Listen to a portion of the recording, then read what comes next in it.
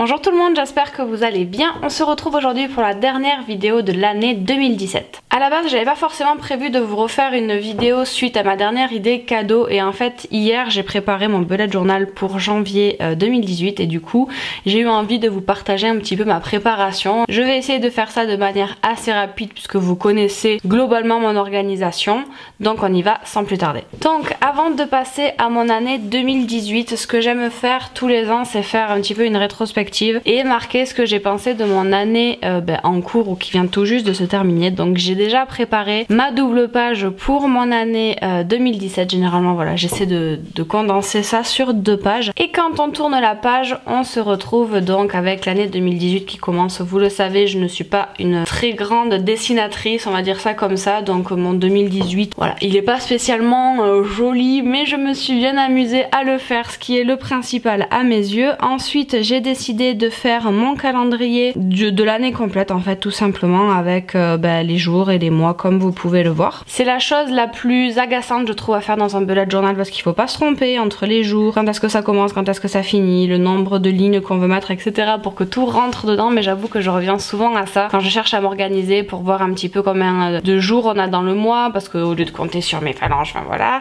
Donc ça c'est vrai que ça m'aide quand même beaucoup, donc je voulais absolument l'avoir dans mon bullet. Ensuite une fois qu'on tourne la page, j'ai décidé de me faire une page objectif et une page moment. Donc ça c'est les moments marquants qui m'arrivent dans l'année. Donc moi je ne fais pas de petits dessins, généralement je les note, que ce soit une date ou autre. Et sur objectif, c'était malheureusement resté vide dans mon précédent bullet journal pour l'année 2017 et je regrette énormément de ne pas l'avoir fait. Donc là, une fois que j'aurai tourné cette vidéo, je vais vraiment me faire ça, me programmer des objectifs que je veux vraiment réaliser sur cette année. Et quand on tourne la page, on attaque directement mon mois de janvier. Je ne me suis pas rajouté d'autres catégories que je vais suivre à l'année parce que je sais très bien que je n'y reviendrai pas, donc ça ne servirait absolument à rien. Donc là vous retrouvez ma façon de faire qui est habituelle depuis quelques mois maintenant, à savoir avec mes journées éclatées en 2 colonnes, donc le matin et l'après-midi, la troisième qui est pour le blog et YouTube et la dernière qui est enfin le urgent à faire sur le mois. Je vous ai remis mon code couleur sur le bas de page et j'ai utilisé le petit masking tape que m'a offert ma grumelle pour Noël, qui est juste magnifique et qui va super bien avec mon thème du coup de ce mois-ci. J'ai décidé de le faire donc très sobrement en noir et gris. J'ai rajouté de temps en temps un peu de doré pour rappeler du coup le masking tape. De l'autre côté vous allez retrouver l'immanquable de mon bullet journal, à savoir ma page lecture, qui me sert énormément pour savoir où est-ce que j'en suis dans mes updates lecture, notamment parce que je sais que j'ai énormément de retard sur mes updates. Et ensuite il y a donc mon habit tracker qui est là comme tous les mois dans mon bullet journal. J'ai rajouté une seule nouvelle catégorie pour ce mois de janvier, c'est la catégorie sport qui est revenue puisque avec mon chéri on a décidé de vraiment se remettre au sport. Et pour vous montrer par exemple sur mon mois de décembre à quoi ressemblent ces 2 pages remplies, voilà, vous avez donc les lectures avec le titre, le nombre de pages, les dates de lecture et la note, et ensuite le tracker qui est rempli. Là cette fois-ci j'ai décidé de faire ça qu'avec 2 couleurs, ça me suffit amplement et je vais garder du coup le même système sur celui de décembre et mes 2 couleurs seront donc le noir et le doré, toujours pour rester dans le même thème. Vous retrouvez de la même façon que le mois dernier donc mon mood tracker.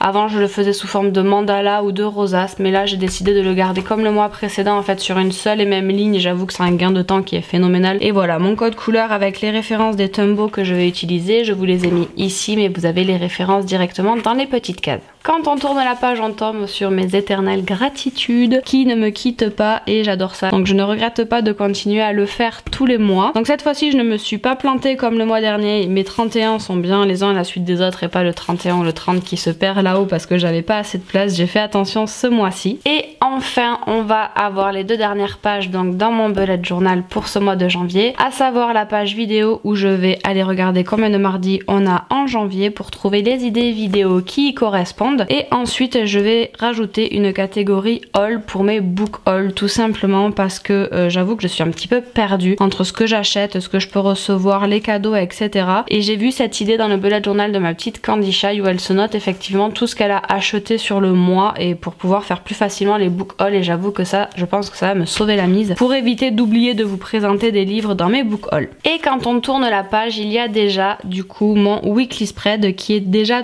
tout prêt pour être utilisé tout simplement avec donc mes journées, enfin mes matinées, mes après-midi et mon horizon. Vous voyez que j'ai déjà des tâches qui sont plus ou moins déjà remplies. J'ai mis mon petit post-it parce qu'il y a des choses qui sont personnelles dedans et il me restera plus qu'à mettre mon bandeau pour la ligne temporelle et ensuite mes tâches du jour. Avec la nouvelle année qui recommence, je suis toujours hyper excitée de recommencer à tout programmer, etc. Donc j'avoue que voilà, préparer mon bullet journal pour le mois de janvier, j'ai adoré. En plus de ça, comme je le disais à mon conjoint, on recommence sur un lundi 1er janvier, j'en recommence vraiment comme il faut, un début de semaine, un début d'année, voilà. J'aime beaucoup et du coup je me suis éclatée à faire cette présentation là. N'hésitez pas à me taguer sur les réseaux sociaux avec vos propres réalisations du coup pour janvier 2018, ça me ferait très plaisir de voir ça. Et puis j'espère que je vous aurai donné quelques idées, peut-être que ce soit de faire votre bilan de 2017 ou de faire un calendrier complet sur l'année. Bref, je veux savoir tout ça en commentaire. Je tenais à vous remercier très rapidement pour tous les nombreux commentaires que j'ai reçus sur ma série de vidéos spéciales cadeaux de Noël. Je n'ai pas eu le temps de vous y répondre encore, mais je vais le faire tout bientôt. Ça m'a vraiment fait plaisir de voir que vous avez suivi voilà, mes idées, etc. C'était vraiment très touchant de voir ça. Donc déjà, merci. J'espère que peut-être certains auront eu sous leur sapin des livres que j'ai recommandés. Je tenais également à vous prévenir que ceci est la dernière vidéo de 2017. Je prends un petit peu une pause pour me reposer et revenir plus que motivée en janvier. Et dernière petite info, je vous mets en barre d'infos le lien vers un groupe Facebook pour une lecture commune que j'organise avec Tessa et Candy Shy sur 2 livres de Gabriel Katz. Mais je vous mets tout ça en commentaire, n'hésitez pas à venir nous rejoindre sur Facebook, ça me ferait très plaisir de papoter avec vous là-bas. Maintenant je vais me taire, je vais vous souhaiter de très belles fêtes de fin d'année et puis je vous dis à très vite.